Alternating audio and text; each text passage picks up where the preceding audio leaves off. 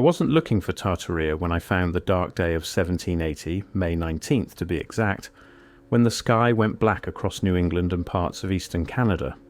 Not dark, not cloudy, black. Midday turned to midnight, people lit candles at noon. Livestock returned to their barns thinking night had fallen. The darkness was so complete, so absolute, that the Connecticut legislature adjourned because members literally could not see each other across the room. The official explanation? Forest fires, smoke from distant burning woods carried by unusual atmospheric conditions. Simple, neat, contained. And for most people, that's where the story ends.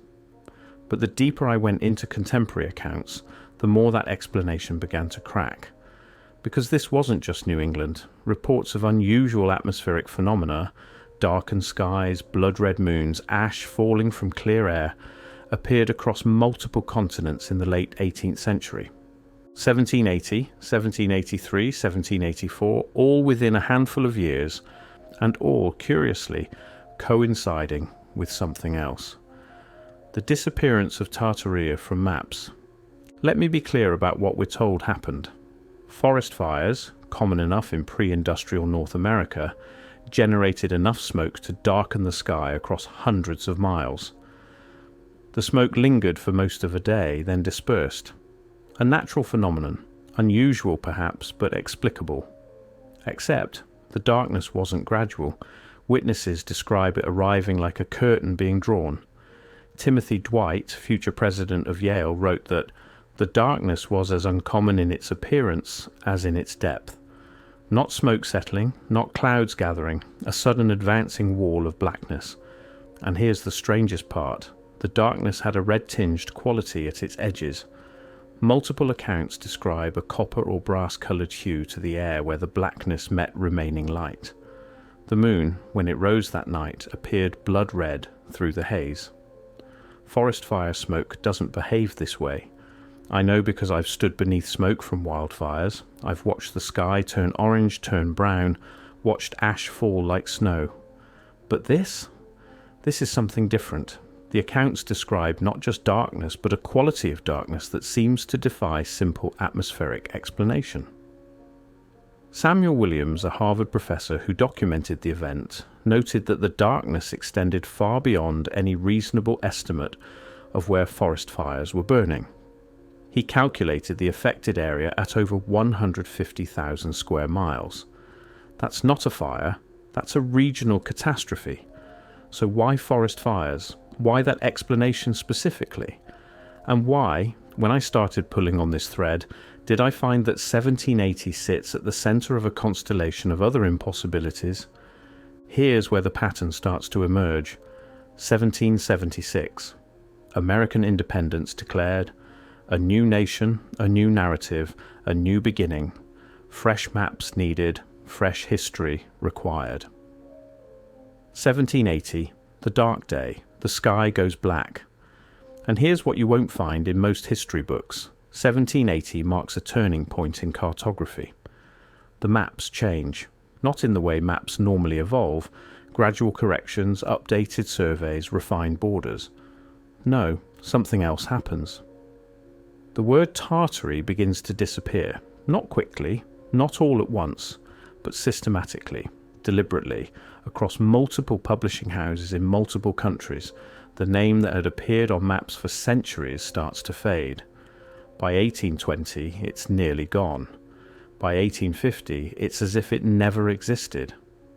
Tartary or Tartaria, depending on the source, had appeared on European maps since the medieval period, designating vast territories across Central and Northern Asia. The name persisted through the age of exploration, through the scientific revolution, through the Enlightenment. It was there on Dutch maps, French maps, British maps, Russian maps. And then, in the decades following 1776, following 1780, it begins to be erased, replaced with what? With more accurate designations, we're told, with proper national and regional names, with the territories of the Russian Empire, the Qing dynasty, the various Khanates and tribal regions of Central Asia. The official explanation collapses here, because this isn't how cartographic knowledge worked in the 18th century. You didn't just erase a name that had been used for centuries without documentation, without transition, without explanation. Mapmakers were careful. They noted their sources. They explained their corrections. But for Tartary, nothing. The name just fades. If you're watching this, you've likely heard whispers of Tartaria. If this is your first encounter, let me know in the comments what brought you here. This goes deeper than most realize. What follows the Dark Day, what follows the erasure of Tartary from the maps, is what I've come to think of as the inheritance period, roughly 1780 to 1850. And this is where things get impossible to ignore. This is when massive, technologically sophisticated buildings begin appearing across the world with suspiciously similar architectural features. Neoclassical revival, we're told. A return to Greek and Roman ideals spreading from Europe to the Americas to Russia to parts of Asia, all in the span of a few decades. But what if they didn't just appear? What if they weren't just built? What if they were always there? How did San Francisco, recovering from the gold rush, build world-class Beaux-Arts palaces? How did Melbourne, a colonial outpost, construct exhibition halls that rival European cathedrals?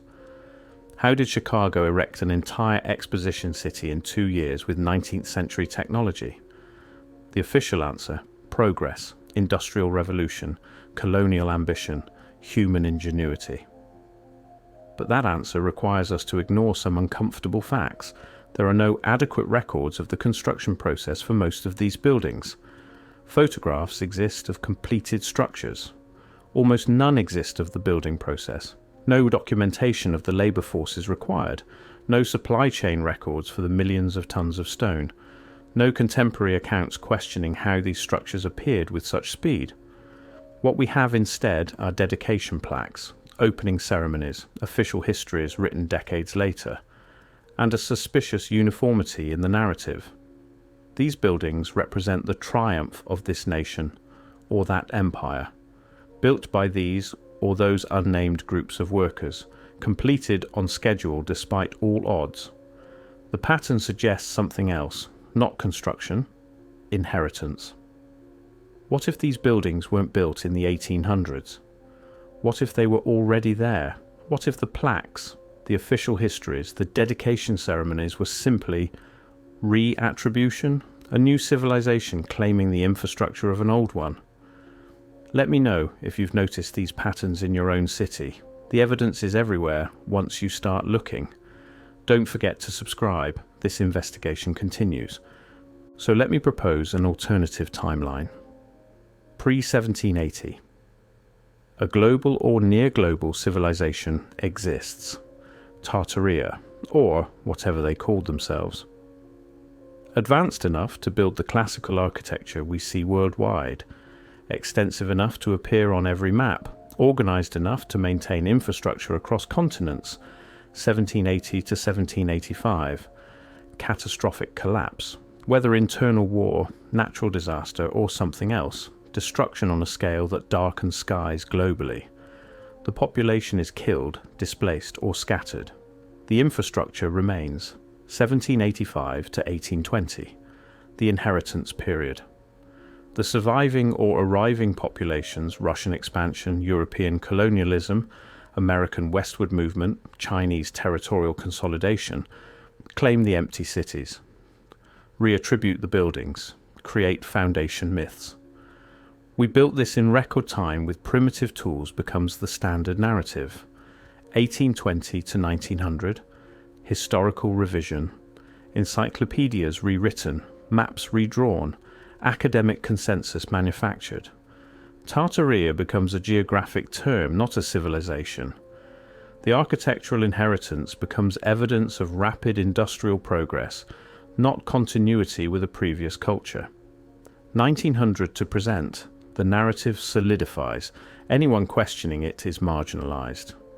The coordination problem, how did global architecture appear simultaneously across unconnected cultures, is ignored. The missing construction documentation is never investigated. The abrupt historical transitions are never examined. And the Dark Day? Just a curious atmospheric phenomenon. Forest fires, nothing more. Except except it explains too much. The timeline, the architecture, the silence, the coordination. It explains why there are no adequate records of how these buildings were actually constructed. Because they weren't. They were found. It explains the uniformity of style across supposedly separate cultures, because they inherited from the same source. It explains the rush to attribute, to claim, to establish official narratives, because empty cities don't belong to anyone and everyone. And it explains the dark day, not as random smoke, but as the last visible evidence of a civilization's final hours, the atmospheric signature of annihilation. The sky went black because a world was ending. And when the smoke cleared, we were told it was always ours. Which brings us back to the dark day. May 19th, 1780. The sky turns black. Not just in New England, reports from Europe, from Russia, from the Far East describe similar phenomena in the years surrounding this date. 1783 sees the Laki eruption in Iceland, creating what climatologists call dry fog across Europe. 1783 to 1784, the Great Frost. 1784, widespread crop failures. 1785 to 1786, strange atmospheric phenomena, blood moons, unseasonable cold. The official explanation fragments into multiple natural disasters, forest fires, volcanic eruptions, unusual weather patterns, all coincidentally clustered in a 5-year window. But what if it was one event? What if the dark day wasn't smoke from forest fires, but atmospheric debris from something much larger? What if the dry fog of 1783 wasn't volcanic ash, but particulate matter from mass destruction? What if the years without summer weren't random climate aberrations, but the nuclear winter-like aftermath of catastrophe? Not a single eruption, not random fires, but a civilization-ending cataclysm.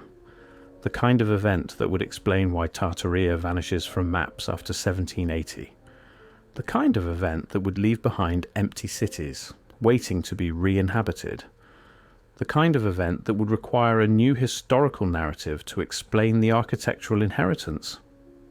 Here's the strangest part.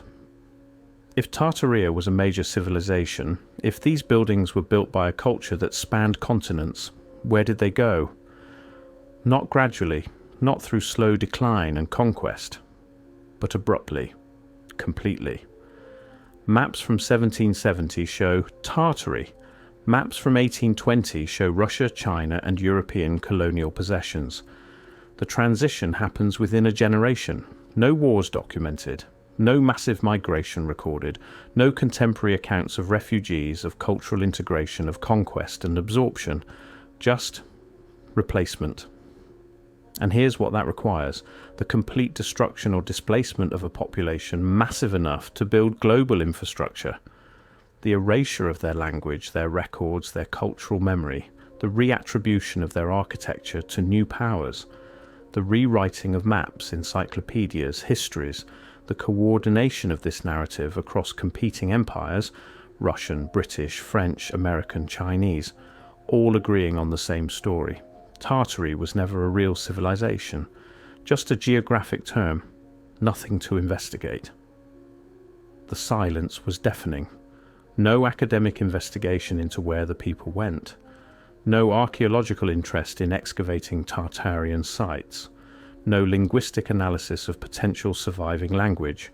No genetic studies of population continuity. Instead, consensus, immediate total global consensus that Tartaria was never important. This raises a simple but critical question. Why? Why would competing empires agree to erase a civilization from history? What benefit does this serve? What are they hiding? Unless the truth is worse than we imagine. Let's return to the dark day with fresh eyes. The official explanation, forest fires, serves a specific purpose. It provides a natural, localized, non-threatening answer to an atmospheric phenomenon. It requires no further investigation. It implies no larger pattern. It's comfortable, safe. But the evidence suggests something much larger. Contemporary accounts describe the darkness as unnatural, describe the air as having a peculiar quality, describe sounds, deep rumbling, distant thunder with no storm, describe the animal's behaviour as more than response to darkness, as response to something primally wrong. What if the dark day wasn't concealing forest fires, but concealing the atmospheric effects of large-scale destruction? Consider, what would a collapsing civilization look like from the sky? Cities burning, infrastructure demolishing, perhaps weaponry we don't acknowledge existed. The atmospheric signature would be massive, prolonged, visible across continents if the civilization was large enough. And what better way to hide that signature than to attribute it to natural causes? Fires, volcanoes, weather, all unpredictable, all unremarkable, all requiring no investigation into human causation. The dark day wasn't evidence of Tartaria's existence. It was evidence of Tartaria's annihilation. And the atmospheric explanation, the smoke, the fog, the natural disasters, wasn't wrong. It was incomplete. A partial truth designed to obscure the full picture. Yes, there was atmospheric disturbance, but not from random natural causes. From coordinated destruction on a scale we're not supposed to imagine was possible in 1780. I can't prove this. Not definitively. The evidence is circumstantial, fragmented, suppressed. Official history has an answer for everything, even if those answers require us to believe in impossible coincidences and miraculous construction timelines. But I can ask questions. Why did Tartaria disappear from maps so abruptly? Why is there no documented transition period? Where did the population go? Why is there no archaeological interest in answering these questions?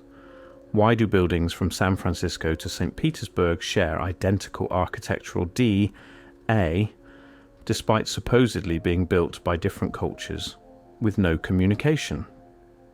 Why are there so few construction photographs? Why do the ones that exist often contradict the official timeline? Why did atmospheric phenomena cluster so dramatically in the 1780s? Why was the response to the Dark Day, an event that terrified an entire region, so muted, so quickly dismissed? Why does official history insist on natural explanations that require coincidence after coincidence after coincidence? And why, this is the question that haunts me, why is there such resistance to investigating these questions? Such hostility to the idea that our official timeline might be incomplete? The deeper I go, the more the official narrative looks like a construction itself.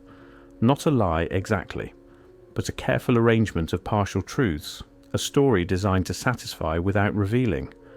The Dark Day happened, that's documented. Tartaria appears on maps, then vanishes, that's documented. Global architecture shares impossible uniformity. That's photographed, measured, standing right in front of us. What's not documented is the connection, the why, the how, and maybe that's intentional. I started this investigation looking for an explanation of a dark sky. I found evidence of a dark century, a period when something ended and something else began, when cities changed hands, when history was rewritten, when questions stopped being asked. Was Tartaria a unified empire, a confederation, a technological civilization, a cultural sphere? I don't know. The evidence has been too thoroughly scrubbed. Did it collapse in the 1780s? Did the Dark Day mark its final hours? Did atmospheric catastrophe erase it while European empires divided the spoils? Maybe. The timeline fits, the silence fits, the inheritance fits, or maybe I'm seeing patterns where none exist. Maybe forest fires really did darken the sky. Maybe rapid construction really was possible. Maybe Tartaria really was just a vague geographic term. Maybe. But I can't shake the feeling that we're living in inherited cities, walking through buildings we didn't build, following maps redrawn to hide older borders. And I can't stop wondering what knowledge was lost, what technology, what understanding of the world. The architecture remains. Stone doesn't lie. Classical facades, impossible domes, global coordination. It's all still standing. waiting for someone to ask the right questions. The dark day was May 19th, 1780. The sky went black, and when it cleared, a civilization was gone. If you know what I'm talking about, if you've seen these buildings, noticed these patterns, felt the wrongness in the official timeline, you're not alone. Leave a comment, share your city's anomalies. This investigation is just beginning, because somewhere in the smoke and silence there's a truth we weren't supposed to find. And truth doesn't stay buried forever, it just waits for the right questions. What are we not being told about 1780? What happened to Tartaria? And who benefits from our forgetting?